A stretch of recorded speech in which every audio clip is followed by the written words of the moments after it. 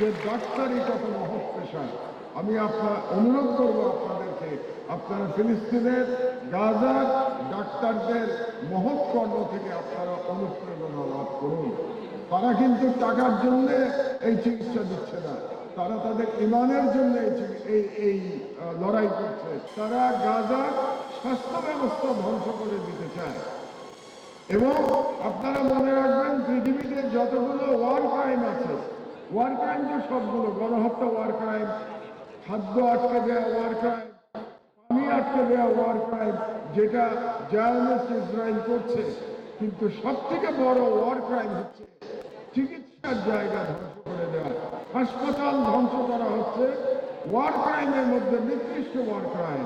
শুধু মুসলমান কেন, কোনো মানুষই বোধহয় এই চিত্র দেখে স্থির থাকতে পারে না যদি তার মধ্যে কোনো রকম মানবতা থাকে। এবং বাংলাদেশের জনগণ যে ফিলিস্তিনের নিপীড়িত মানুষের কাছে পাশে আছে, সেটা আমরা দুদিন আগে আমরা মার্চ ফর গাজাতে আমরা দেখাতে সক্ষম হয়েছি।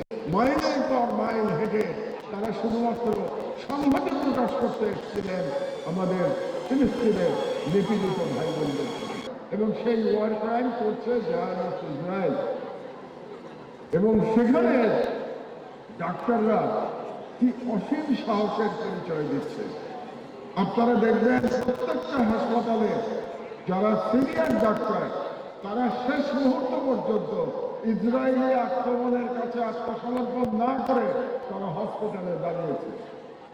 সিভিলিয়ানরা চলে গেছে, যারা যারা কি বলে পেশেন্ট, তারা চলে গেছে, কিন্তু ডাক্তাররা কিন্তু হসপিটাল ত্যাগ করে নাই। কারণ তারা বলেছে, আমার যে পেশা, সেই পেশায় আমি নিহত হতে পারি, কিন্তু আমি আমার দায়িত্ব থেকে বিচ্যুত হতে পারি না।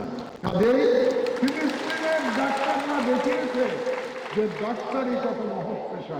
আমি অনুরোধ করব আপনাদেরকে, আপনারা ফিলিস্তিনের গাজার ডাক্তারদের মহৎ কর্ম থেকে আপনারা অনুপ্রেরণা লাভ করুন।